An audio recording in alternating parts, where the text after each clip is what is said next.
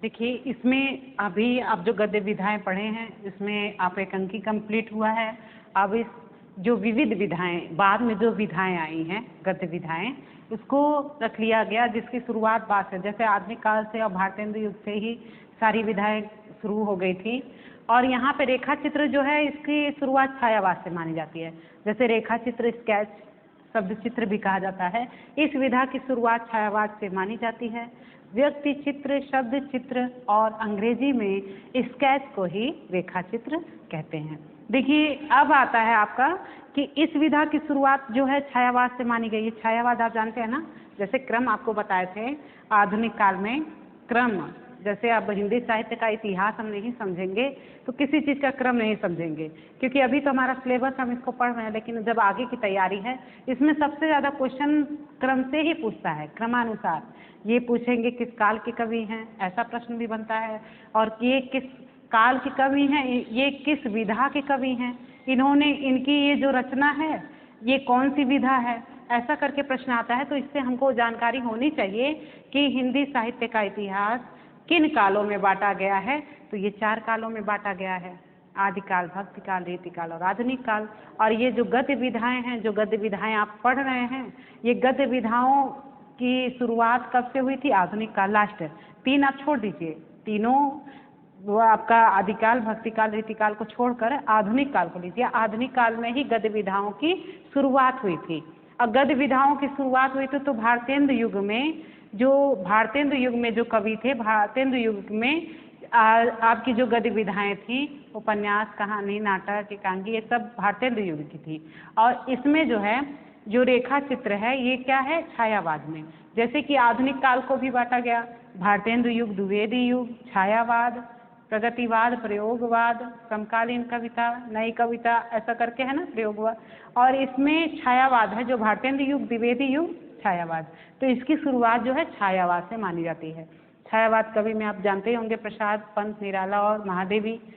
ये क्रम आपको अगर मालूम होगा तो इसको कभी नहीं भूलेंगे कि किस काल से शुरुआत हुई थी, किस युग से शुरुआत हुई थी और ये किस युग के कवि हैं। रेखा चित्र में आपकी महादेवी वर्मा आती हैं, जिन्होंने रेखा चित्र लिखा है। और देखिए, रेखा चित्र जो है ये अंग्रेजी स्केच के पर्याय के रूप में प्रचलित एक आधुनिक गद्य विधा है। और इसमें शब्दों के माध्यम से व्यक्ति अथवा वस्तु विशेष का ऐसा जीवंत चित्रांकन किया जाता है कि पाठकों के सम्मुख सांकेतिक रूप में उसका सम्यक स्वरूप उद्घाटित हो सके, इसलिए इसे शब्दचित्र भी कहा जाता है।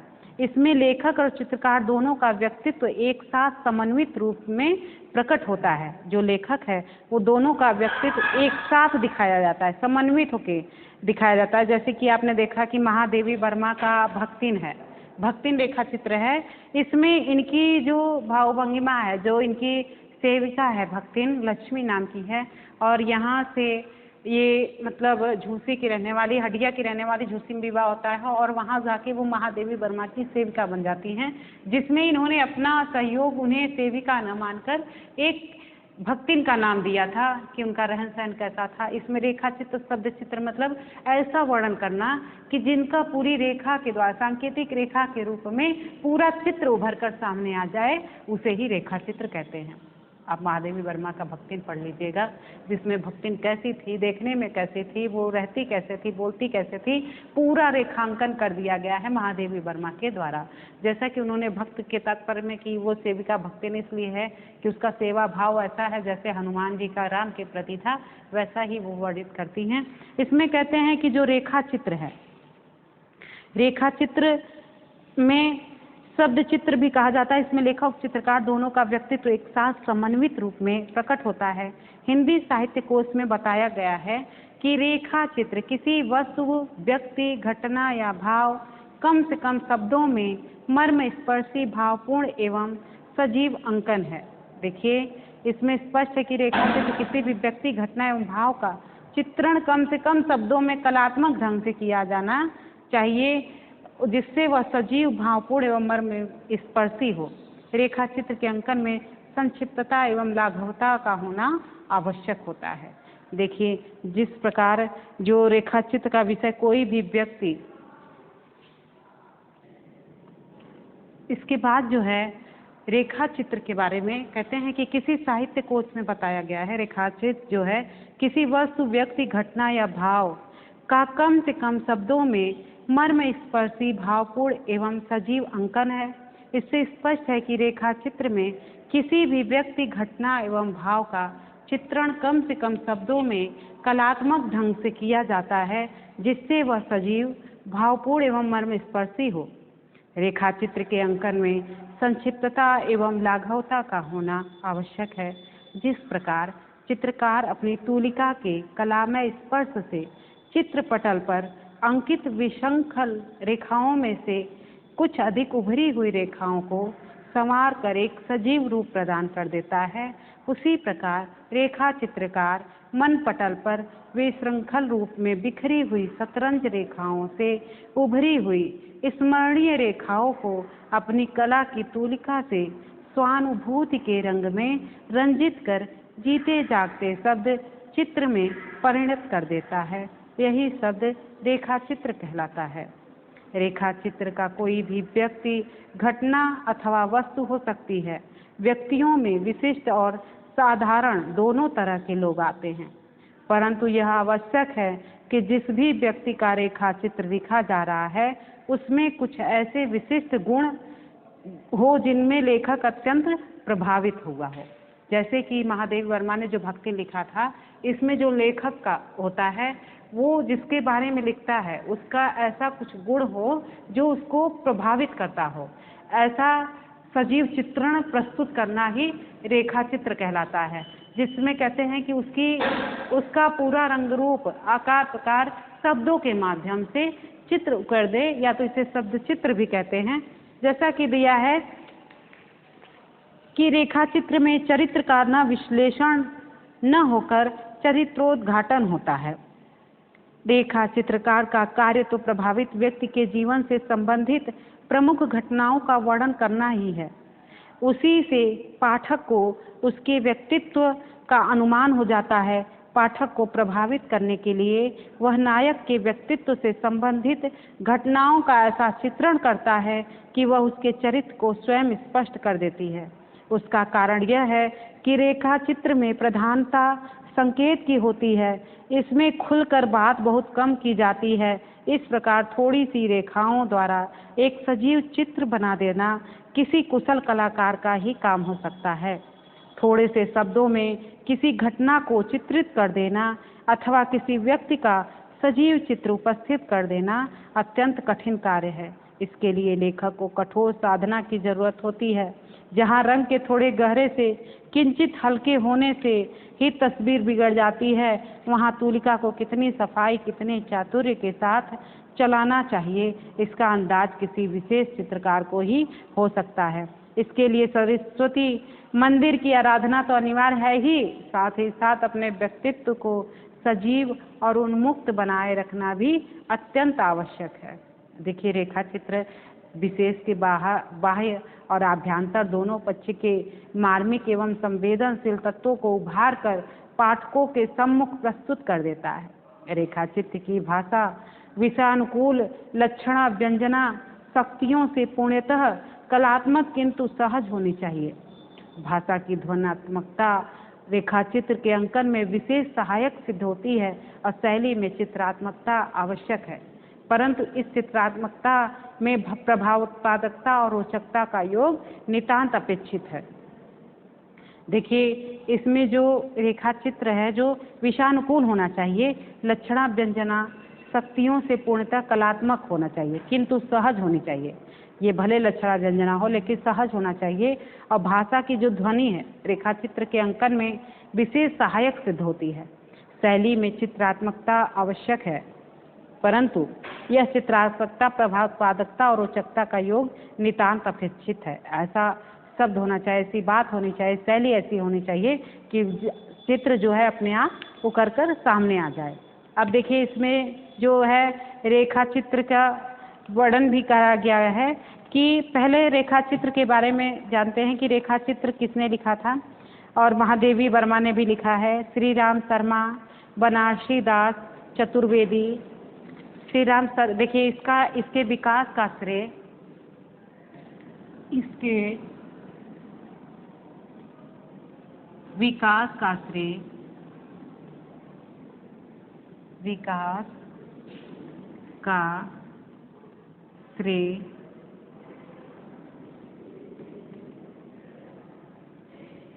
राम कुमार वर्मा। देखिए विकास का श्रेय जो है राम कुमार को है, राम शर्मा को है, और बनारसी दास चतुर्वेदी, राम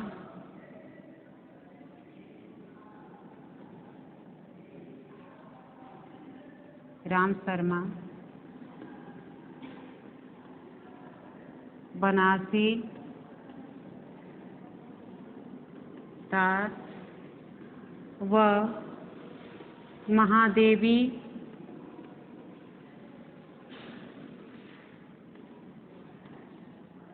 महादेवी वर्मा तो है। इसका जो श्रेय है, इसके विकास का जो श्रेय है राम शर्मा, बनारसी दास चतुर्वेदी और महादेवी वर्मा को है। इन्होंने इन्हीं लोग का योगदान रहा है इसके विकास में। और रेखा चित्र को व्यक्ति चित्र, शब्द चित्र, अंग्रेजी में स्केच कहते हैं, हिंदी में इसका अनुवाद रेखा चित्र है। देखिए इसमें दिया है किसी व्यक्ति, वस्तु, घटना या भाव का कम से कम शब्दों में मर्म स्पर्शी भावपूर्ण अंकन करना रेखा चित्र कहलाता है। इसमें तटस्थता, तीखापन अधिक होता है। देखिए इसमें जो है तटस्थता, इसमें तटस्थता,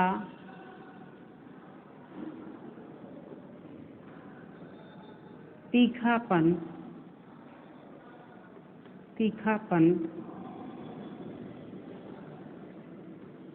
अधिक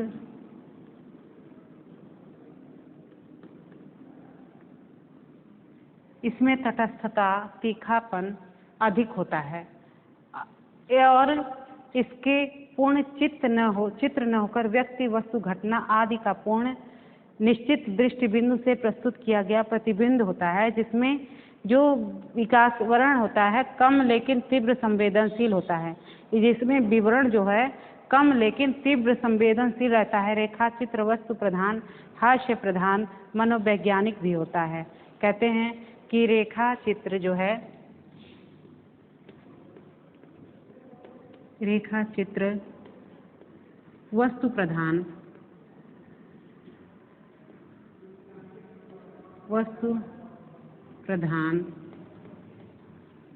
हास्य प्रधान, इसमें वस्तु प्रधान, हास्य प्रधान, मनोवैज्ञानिक होता है। वस्तु प्रधान, हास्य प्रधान व मनोवैज्ञानिक होता है। मनोवैज्ञानिक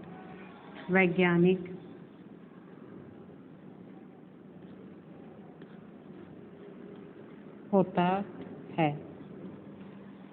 रेखा चित्र वस्तु प्रधान, हास्य प्रधान व मनोवैज्ञानिक होता है। अब इसमें देखिए श्री रामचंद्र जी का और रेखा चित्र है और बाकी का है। इसमें रेखा चित्र में देखिए जो रेखा चित्र का वर्गीकरण विषय और स्वरूप के आधार पर रेखा चित्र के कई वेद समभाष है। ऐसे तो रेखा चित्र के बारे में इसमें बताया कि ये छायावाद से शुरुआत होती है, मतलब आधुनिक काल के छायावाद से इसकी शुरुआत मानी जाती है। और छायावादी कवि ही हैं महादेवी वर्मा, जिनके बारे में जानते हैं। व्यक्ति चित्र, इसमें व्यक्ति चित्र, शब्द चित्र और अंग्रेजी में स्केच को ही रेखा चित्र कहते हैं। रेखा चित्र को शब्द चित्र भी कहा जाता है। शब्द चित्र, शब्दों के माध्यम से चित्र सामने लाना क्या आता है, शब्द चित्र या रेखा चित्र कहलाता है। किसी भी व्यक्ति, घटना एवं भाव का चित्रण कम से कम शब्दों में कलात्मक ढंग से किया जाता है, जिससे वह सजीव, भावपूर्ण एवं मर्मस्पर्शी हो। कहते हैं कि कलात्मक ढंग से किया जाता है जिससे वह सजीव, भावपूर्ण एवं मर्मस्पर्शी हो। और इसके विकास का श्रेय जो है राम शर्मा, बनारसी दास और महादेवी वर्मा को है। इसमें तटस्थता, तीखापन अधिक होता है। रेखा चित्र वस्तु प्रधान, हास्य प्रधान व मनोवैज्ञानिक होता है। देखिए इसमें दिया कि इसमें रेखा चित्र जो है वस्तु प्रधान, हास्य प्रधान व मनोवैज्ञानिक होता है। अब इसके बाद जो है रेखा चित्र का वर्गीकरण होता है। और रेखा चित्र का वर्गीकरण रेखा चित्र के माध्यम से देखिए कई रचनाएं हुई हैं। मनोवैज्ञानिक रेखा चित्र, इसका जो वर्गीकरण किया जाता है कि विषय और स्वरूप के आधार पर रेखा चित्र के कई वेद संभाव्य हैं। लेखक के भाव, विचार और अभिरुचि तथा भाषा शैली व अभिव्यक्ति के अनुसार रेखा चित्र अपना स्वरूप ग्रहण करता है। सामान्यतः इसकी निम्न कोटियां निर्धारित की जा सकती हैं, जैसे मनोवैज्ञानिक रेखा चित्र, ये मनोवैज्ञानिक रेखा चित्र, ऐतिहासिक रेखा चित्र, तथ्य तथा घटना प्रधान रेखा चित्र, वातावरण प्रधान रेखा चित्र और प्रभाववादी रेखा चित्र, व्यंग प्रधान रेखा चित्र, व्यक्ति प्रधान रेखा चित्र और आत्मपरक रेखा चित्र। देखिए, इस रेखा चित्र का वर्गीकरण किया गया कि इसमें आज मनोवैज्ञानिक का प्रयोग साहित्य की प्रायः सभी विधाओं में होने लगा है। अतः रेखा चित्रकारों ने भी इसका उपयोग किया है। इसमें पात्रों के राग विराग, घृणा, द्वेष और आशा निराशा के चित्रण में विशेष सहायता मिलती है। ऐसे रेखा चित्रों के रचयिताओं में पंडित बनारसी दास चतुर्वेदी, श्री राम शर्मा, राम वृक्ष बेनीपुरी, वृंदावन लाल वर्मा, प्रकाश चंद्र गुप्त, महादेवी वर्मा, देवेंद्र सत्यार्थी और कन्हैया लाल मिश्र प्रभाकर जो हैं, कन्हैया लाल मिश्र प्रभाकर का नाम विशेष उल्लेखनीय है। और ऐतिहासिक रेखा चित्रों में प्रोफेसर प्रकाश चंद्र गुप्त अधिक लोकप्रिय हैं। शेरशाह की सड़क तथा देहली दरवाजा उनके विशेष प्रसिद्ध रेखा चित्र हैं। तथ्य और घटना प्रधान रेखा चित्रों में बेनीपुरी, प्रकाश चंद्र गुप्त और प्रेम नारायण टंडन प्रसिद्ध हैं। बेनीपुरी का हंसिया और हथौड़ा, गेहूं और गुलाब, राम वृक्ष बेनीपुरी का ये किसी सिलेबस में है, गेहूं और गुलाब, नई संस्कृति की ओर और तथा गुप्त जी का इक्के वाला नया नगर, मिट्टी के पुतले और टंडन जी ने हिंदी लेखक, पत्रकार तथा अफसर विशेष उल्लेखनीय है। वातावरण प्रधान रेखा चित्रों में पंडित बनारसी दास चतुर्वेदी और बेनीपुरी जी अधिक लोकप्रिय हैं। चतुर्वेदी जी का बंधु वन नवीन जी तथा बेनीपुरी का बलदेव सिंह महत्वपूर्ण रेखा चित्र है। प्रभाववादी रेखा चित्रों में बेनीपुरी का गेहूं और गुलाब विशेष रूप से उल्लेखनीय है। व्यंग प्रधान रेखा चित्रों में पंडित हरिशंकर शर्मा, बेढप बनारसी, अमृतलाल नागर, कृपा चंद और डॉक्टर संसार चंद और महावीर अधिकारी आदि प्रसिद्ध हैं। व्यक्ति प्रधान रेखा चित्रकारों की कोटि में श्री राम शर्मा, बनारसी दास चतुर्वेदी, विनय मोहन शर्मा, जयनाथ नलिन, जगदीश चंद्र माथुर और डॉक्टर नगेंद्र और कन्हैया लाल मिश्र प्रभाकर आदि विशेष ख्याति प्राप्त लेखक हैं।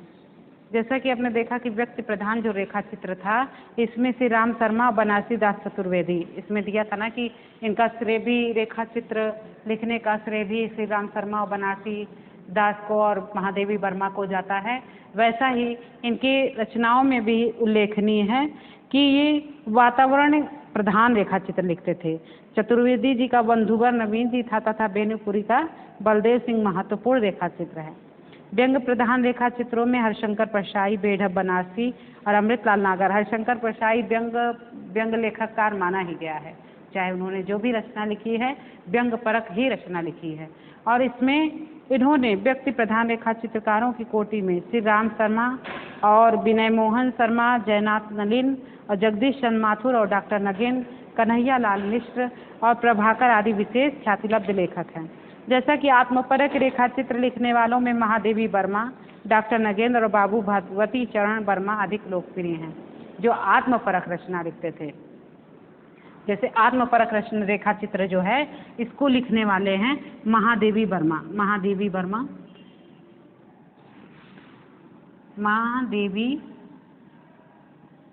वर्मा जो है आत्मपरक लिखती हैं, आत्मपरक रेखा चित्र लिखती हैं। और इनके साथ नागेंद्र हैं और भगवती चरण वर्मा भी हैं। नागेंद्र और भगवती चरण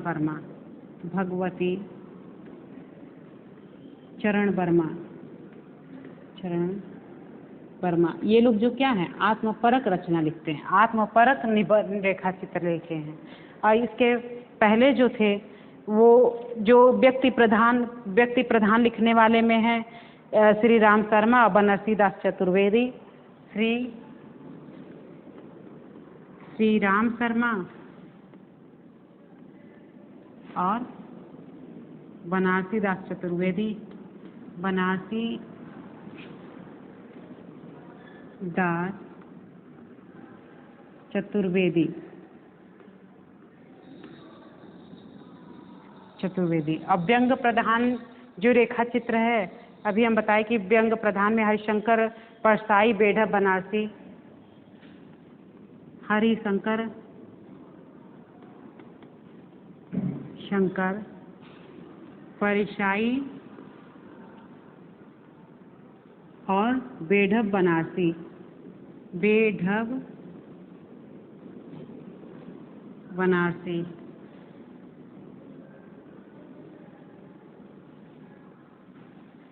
प्रभाववादी रेखा चित्र, व्यंग प्रधान रेखा चित्र करने वाले हैं, और इधर वातावरण प्रधान जो रेखा चित्र लिखते हैं, इसमें भी बेनीपुरी का है, बेनीपुरी है। प्रभाववादी रेखा चित्र जिनका उल्लेखनीय है गेहूं और गुलाब, बेनीपुरी है। इसमें राम वृक्ष बेनीपुरी, राम वृक्ष बेनीपुरी जिनका गेहूं और गुलाब है रेखा चित्र बेनीपुरी। वातावरण प्रधान लिखने वाले हैं, जिसमें वातावरण प्रधान भी दिया गया कि ऐतिहासिक रेखा चित्र में है प्रकाश चंद्र गुप्त, और तथ्य घटना वातावरण प्रधान में बनारसी और बेनीपुरी हैं। इसमें भी बनारसी हैं और बेनीपुरी। ये बेनीपुरी वातावरण में बेनीपुरी भी हैं, बनारसी भी हैं। बेनीपुरी, यही रामवृक्ष बेनीपुरी और बेढ़ब बनारसी और बनारसी, बेढ़ब बनारसी। तथ्य घटना प्रधान देखिए सबका कवि हैं, तथ्य और घटना प्रधान में है बेनीपुरी प्रकाश चंद्र गुप्त। इसमें भी बेनीपुरी हैं प्रकाश चंद्र गुप्त, बेनीपुरी और प्रकाश चंद्र गुप्त, प्रकाश चंद्र गुप्त। देखिए इन्होंने बेनीपुरी में वातावरण प्रधान भी लिखा है, तथ्य घटना प्रधान भी लिखा है, और इधर आपके बेनीपुरी प्रभाववादी भी रेखा चित्र लिखा है इन्होंने। अब इसमें देखिए है ऐतिहासिक रेखा चित्र लिखने वाले प्रकाश चंद्र गुप्त हैं, और इस मनोवैज्ञानिक का प्रयोग करने वाले तो कई कवि हैं, बेनीपुरी वृंदावन लाल वर्मा। मनोवैज्ञानिक में बेनीपुरी वृंदावन लाल वर्मा हैं, और इसमें प्रकाश चंद्र गुप्त हैं। ऐतिहासिक में हैं प्रकाश चंद्र गुप्त, प्रकाश चंद्र गुप्त। और लगभग जितने भी कवि थे ये मनोवैज्ञानिक रेखा चित्र में भी आते हैं, जैसे बेनीपुरी भी हैं, इसमें बेनीपुरी, प्रकाश चंद्र गुप्त भी हैं, प्रकाश चंद्र गुप्त भी हैं, इसमें बनारसी भी हैं, और इधर इनके मनोवैज्ञानिक वाले में वृंदावन लाल वर्मा हैं, कन्हैया लाल मिश्र प्रभाकर हैं, महादेवी वर्मा हैं, इसमें महादेवी वर्मा भी हैं, प्रभाकर हैं, महादेवी व प्रभाकर। इतने कवि इन्होंने ऐसे रचनाएं लिखे जिसका वर्गीकरण किया गया कि वातावरण प्रधान किसने लिखा है और इसमें कौन कौन से कवि आएंगे। इस तरीके से रेखा चित्र है। अब देखिए कि निश्चित दृष्टि बिंदु से प्रस्तुत किया गया प्रतिबिंदु है, जिसमें विकास, वातावरण कम लेकिन तीव्र संवेदनशीलता रहती है। रेखा चित्र वस्तु प्रधान, हास्य प्रधान और वैज्ञानिक होता है। श्री राम शर्मा का है बोलती प्रतिभा रेखा चित्र है। आप न हो नोट्स कर लीजिए इसको, या फिर इसको ऐसे ही याद कर लीजिएगा कि कौन सी कवि मतलब रेखा चित्र लिखा, किस कवि ने लिखा है। श्री राम शर्मा ने लिखा है श्री बोलती प्रतिभा, भाई जगन्नाथ, और तीसरा है वे जीते कैसे हैं। और बनारसी दास चतुर्वेदी का है, जैसा कि बनारसी दास चतुर्वेदी का आप देखे हैं इसमें कि इसमें है व्यक्ति प्रधान रेखा चित्र लिखते थे। इनका रेखा चित्र, एक रेखा चित्र का नाम ही रेखा चित्र है, दूसरा है एम स्वर्ण और तीसरा है समाज सेवी कगावा। और राम वृक्ष बेनीपुरी का है रेखा चित्र लाल तारा, माटी की मूर्तें और रजिया। महादेवी वर्मा का है अतीत के चलचित्र स्मृति की रेखाएं, और जैसे में इसमें है भक्तिन, चीनी, तेरी बाला मेरा परिवार, जंग बहादुर, रामा, बिबिया मुकुंद, गुंगिया, बिट्टो, बिंदा, समिया। इन्होंने महादेवी वर्मा ने है सबसे ज़्यादा रेखा चित्र भी लिखा है, और रेखा चित्र में इनका सबसे ज़्यादा नाम भी है, प्रख्यात हैं, और हमारे सिलेबस में भी महादेवी वर्मा का अक्सर रेखा चित्र आता है। अब इन्होंने देखिए दिया कि लाल तारे, और रघुवीर सिंह का है शेष स्मृतियाँ और रेखा और रंग, विनय मोहन शर्मा का रेखा और रंग, रामविलास शर्मा का रेखा चित्र पंचरत्न, प्रकाश चंद्र गुप्त रेखा चित्र, पुरानी स्मृतियाँ और विशाल, और यहाँ देवेंद्र सत्यार्थी का है रेखाएं बोल उठी, और डॉक्टर नगेंद्र का है चेतना की चित्र, अजीत कुमार दूर बन के। इसमें जो है रेखा चित्र में जितने कवि हैं इनका श्रेय तो आपने जाना कि श्री राम शर्मा, बनरसी दास चतुर्वेदी, ये व्यक्ति प्रधान जो लिखते थे ये हैं, और आत्म प्रधान महादेवी वर्मा, ये तीन लोग को सबसे ज़्यादा प्रख्यात हैं रेखा चित्र में, और कहते हैं कि इन्हीं को श्रेय भी मिला है रेखा चित्र का। ठीक है, रेखा चित्र के विकास का श्रेय इन्हीं लोगों को मिला है। और इसमें कहते हैं कि ये शब्द चित्र अंग्रेजी के स्केच को कहते हैं, हिंदी में इसका अनुवाद रेखा चित्र कहलाता है। और इसमें इन्होंने बताया कि जो व्यक्ति प्रधान रेखा चित्रकारों की कोटि में जो आते हैं कवि, इनमें से आदि विशेष ख्याति लब्ध उल्लेख हैं, और आत्मपरक रेखा चित्र लिखने वालों में महादेवी वर्मा, डॉक्टर नगेंद्र और बाबू भगवती चरण वर्मा अधिक लोकप्रिय हैं। इस प्रकार रेखा चित्र को अनेक साहित्यकारों का योग प्राप्त है, और विधा उत्तरोत्तर विकास के पथ पर द्रुत गति से बढ़ती जा रही है।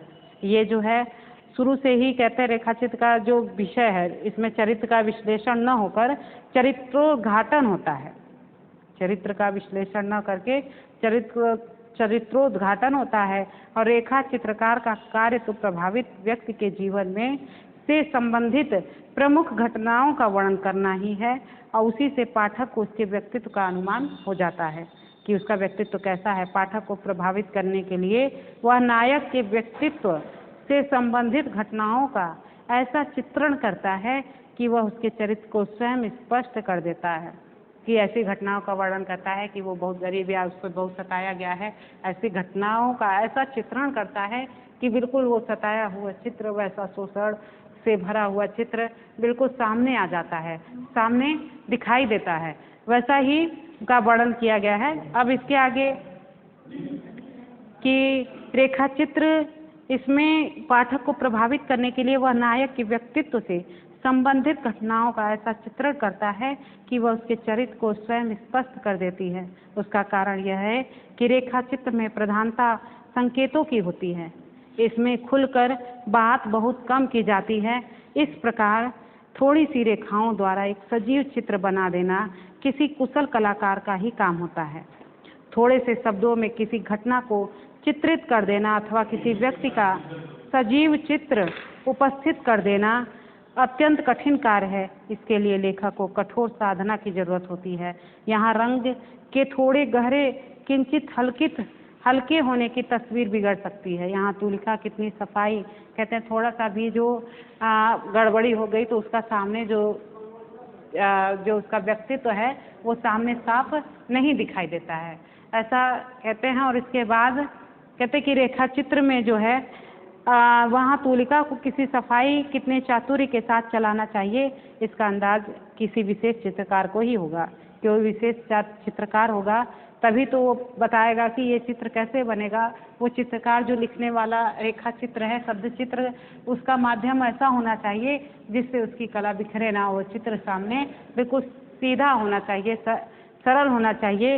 इसके लिए सरस्वती मंदिर की कहते हैं कि इसमें जो अंदाजा किसी विशेष चित्रकार को ही हो सकता है। इसके लिए सरस्वती मंदिर की आराधना तो अनिवार्य है ही, साथ ही साथ अपने व्यक्तित्व को सजीव और उन्मुक्त बनाने की रचना भी अत्यंत आवश्यक है। जैसे उसका व्यक्तित्व भी कैसा होना चाहिए, सजीव होना चाहिए, उसको भी बताना चाहिए कि कलाकार, जैसे कि आपने देखा कि उसमें भक्तिन में जो लक्ष्मी है, जो भक्तिन है उसका नाम लक्ष्मी है, और वो अपने संघर्ष की गाथा, अपने जीवन में जो संघर्ष की गाथा है वो उसका पूरा वर्णन कर देता है कि वो कैसी थी, संघर्ष में भी वो सबके सामने कैसी जागरूक, कैसी योद्धा नारी थी।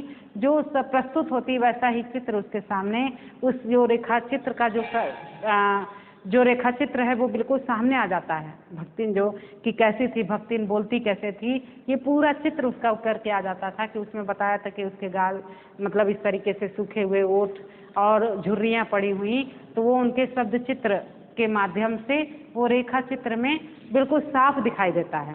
और उसी में ही कहते हैं कि रेखा चित्र की भाषा विषयानुकूल लक्षणा व्यंजना शक्तियों से पूर्णतया कलात्मक किंतु सहज होनी चाहिए। और भाषा की ध्वन्यात्मकता, देखिए इसके पहले जो था कि हमने रेखा चित्र के बारे में बताया कि रेखा चित्र कैसा होना चाहिए। भाषा जो है विषयानुकूल लक्षणा व्यंजना शक्तियों से पूर्णतया कलात्मक किंतु सहज होनी चाहिए। जो भाषा की ध्वन्यात्मकता है वो रेखा चित्र के अंकन में विशेष सहायक सिद्ध होती है। शैली में चित्रात्मकता आवश्यक है, परंतु इस चित्रात्मकता में प्रभावपात्रता और रोचकता का योग नितांत अपेक्षित है।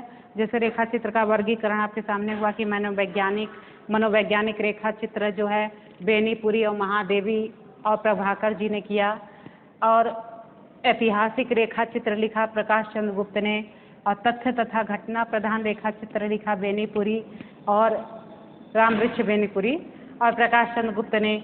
वातावरण प्रधान रेखा चित्र लिखा बेनीपुरी और बनारसी दास ने, रामवृक्ष बेनीपुरी उनका नाम है। प्रभाववादी रेखा चित्र जो है रामवृक्ष बेनीपुरी ने लिखा। व्यंग प्रधान रेखा चित्र व्यंग भाई व्यंग के लिए फेमस है हरिशंकर परसाई जी और बेढ़ब बनारसी। व्यंग प्रधान रेखा चित्र हरिशंकर परसाई और बेढ़ब बनारसी। और व्यक्ति प्रधान रेखा चित्र श्री राम शर्मा, बनारसी दास चतुर्वेदी। और आत्मपरक रेखा चित्र महादेवी वर्मा और नागेंद्र और भगवती चरण वर्मा ने लिखी है। जैसे आत्मपरक रेखा चित्र जो होता है वो कहते हैं कि इसमें आत्म के इस प्रकार रेखा चित्र जो है साहित्यकारों का योग प्राप्त है और विधा उत्तरोत्तर विकास के पथ पर हमेशा क्या हो रही है, बढ़ती जा रही है, चली आ रही है। और आत्मपरक रेखा चित्र लिखने वालों में महादेवी वर्मा हैं, जो ये लोग अधिक लोकप्रिय हैं। इस कहते हैं कि रेखा चित्र को अनेक साहित्यकारों का योग प्राप्त है। कई साहित्यकारों ने इसमें अपना योगदान दिया और इस विधा को आगे भी इसी पथ पर द्रुत गति से बढ़ती चली आ रही है। इसमें सभी साहित्यकारों का सफल योगदान है।